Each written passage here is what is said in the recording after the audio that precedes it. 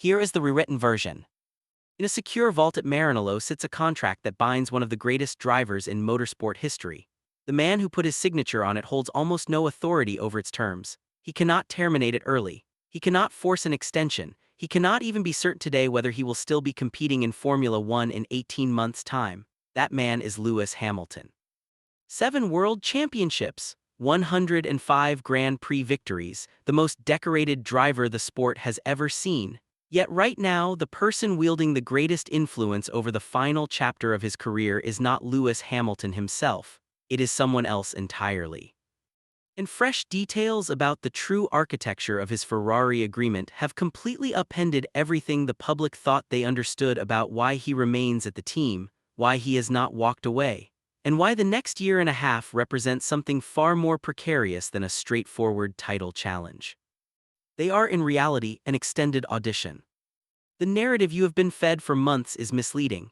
You have heard it everywhere. Hamilton is miserable at Ferrari. Hamilton is too old. Hamilton is preparing to retire at Silverstone. Italian papers have suggested it. Dutch outlets have echoed it. Ralf Schumacher voiced it openly on a podcast, and large sections of the internet instantly agreed. But that entire storyline rests on a fundamental mistake. It assumes Lewis Hamilton is the one in control of the decision. He is not. Once you examine the actual contract details, the picture reverses entirely. When Hamilton joined Ferrari, the announcement portrayed it as a multi-year commitment, a bold new chapter, a legendary champion chasing an 8th title with the most storied team in the sport.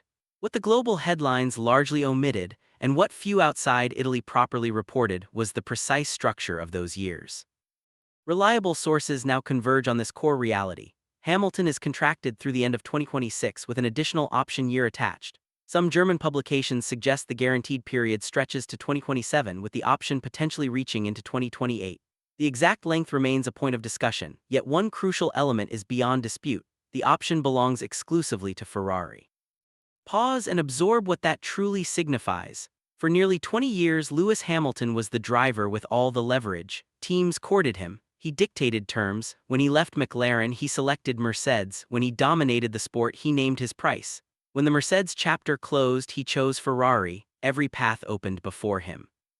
For the first time in his professional life, the door is now locked from the opposite side. He cannot depart prematurely. He cannot demand a new deal. He cannot activate any clause. He must wait while Ferrari decides. That single detail is not minor, it is the entire story. And the situation is even more constrained than it first appears, because Hamilton is not only locked in contractually, he is also commercially isolated. No credible offers from rival teams are waiting on the table. Mercedes already has George Russell and the sensational young Kimi Antonelli, who is currently leading the World Championship. McLaren is firmly set with Lando Norris and Oscar Piastri. Red Bull's internal turmoil is not the variety that leads them toward a 41-year-old driver. Aston Martin is struggling badly. Audi is in rebuild mode. The grid that once revolved around Hamilton's decisions has restructured itself in his absence. So if Ferrari chooses not to activate that option for 2027, the question shifts from where will Hamilton drive next, to the far harsher, will he drive at all? Ferrari has not been subtly planning for Hamilton's graceful retirement. They have been methodically preparing for his successor. That successor is Oliver Bearman. At 21 years old, the young Briton has been on a deliberate development path, loaned out to gain crucial experience in real race conditions so that Ferrari can evaluate him thoroughly and have him primed for a full-time seat. Multiple insiders confirm the plan. Bearman is being groomed for a Ferrari race drive starting in 2028 as part of a deliberate long-term strategy. Once this context becomes clear, the timing and purpose of Hamilton's option year stop looking like coincidence and begin to resemble calculated design. The option gives Ferrari flexibility. If Bearman proves ready, Hamilton can be moved on without disrupting the team's future. It ensures the past does not hold the future hostage. This brings the technical reality into sharp focus. To earn that option being exercised, Hamilton must deliver results. His current performance picture is mixed and complicated. He finally ended a long Grand Prix podium drought with a strong result in China, his first podium in Ferrari Red. Australia and Japan showed promise, with Hamilton often running close to his teammates' pace. Then came the significant 5-week break and the Miami weekend, where Ferrari arrived armed with their largest upgrade package of the season, 11 substantial developments. The result? Hamilton qualified and finished 7th in the sprint, started 6th in the Grand Prix and ended up 7th after early damage. In his own words, he spent the entire weekend in no man's land. Imagine the frustration inside the cockpit. You climb into a car that has received millions in upgrades, expecting a clear step forward, yet you feel almost nothing. The balance is off. The grip never materializes as hoped. While rival cars, particularly the McLarens, improve as the race progresses, yours loses performance. Your teammate extracts tenths and two-tenths consistently in the identical machinery, yet those gains remain elusive for you. Being merely slow can be fixed. Being nowhere forces a team to start looking elsewhere. Ferrari's internal question is becoming louder with every race. Is this no man's land caused by the car itself or by Hamilton? If the car is the issue, they invest and continue. If the driver is the limiting factor, different decisions follow. Charles Leclerc serves as the clearest benchmark. Same team, same car, same resources.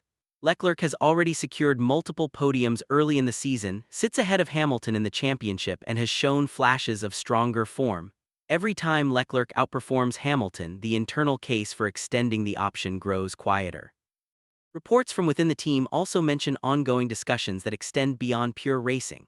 Conversations about a future Ferrari brand ambassador role, involvement across other Ferrari projects, and a broader long-term association similar to the institutional status Michael Schumacher enjoyed after his driving career. On the surface, these sound positive, yet when viewed through the contract lens, they carry a different weight. Teams do not usually prepare such soft landings while fully committed to keeping a driver in the cockpit for the following season. These discussions often signal that racing continuity is under review. Hamilton did not leave the comfort and success of Mercedes for an ambassador position. He made that move for one overriding ambition, an 8th world championship in Ferrari red. He wanted to replicate what Schumacher achieved, revive a struggling team, and claim glory in the most iconic colors in the sport. That dream now hangs on decisions made by others over the next 18 months. 2026 regulations represented a complete reset. New chassis, new power units, active aerodynamics, and greater emphasis on electrical systems. Every team began from a relatively even starting point. Hamilton bet that Ferrari would capitalize on this reset to overtake Mercedes. Instead, the team he departed has produced the dominant car, with Antonelli leading the championship as a teenager. Ferrari currently fights as a third-force team at best, battling for podiums. There is no returning to Mercedes. That door has closed. The upcoming calendar now carries enormous narrative weight. Canada, where Hamilton has won 7 times, offers an early opportunity to shift momentum. Strong results there could strengthen his position. Then come Spain, Austria, and the emotionally charged Silverstone, his home race, where rumors of retirement announcements have already surfaced. Silverstone could become the moment when clarity arrives, whether through an early decision or a deliberate deferral. The pressure inside Maranello extends far beyond Hamilton. It weighs on team principal Fred Vasseur, the engineering group, and everyone involved in developing the SF26. If Ferrari mishandles this regulation cycle, even Charles Leclerc could explore exit options, with teams like Aston Martin and others monitoring the situation closely. The deepest irony is this: Lewis Hamilton has spent his entire career as the undisputed protagonist of his own story, making history, defying odds, proving doubters wrong. Now, for the first time in 2 decades, he finds himself as a variable in someone else's plan. The contract, the option clause, the young driver waiting in the wings, and the decisions made in private Maranello meetings will shape his fate. He will likely learn his future the same way the rest of the world does, through an official announcement. Of course, variables remain. A dominant performance in Canada could change calculations. A major upcoming upgrade package might finally unlock the car's potential in a way that suits Hamilton's style. Behrman might need more time. Hamilton's experience and racecraft could gradually tilt the intra-team battle back in his favor across a full season under these complex new regulations. All of it is possible. The future remains unwritten, but the structure, the clauses, and the balance of power are already fixed, and the hand holding the pen no longer belongs to Lewis Hamilton. The central question is no longer whether Hamilton wants to continue, but whether Ferrari wants him to stay.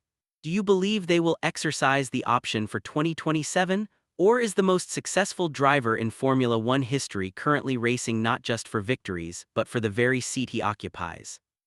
That is the real story behind all the retirement headlines.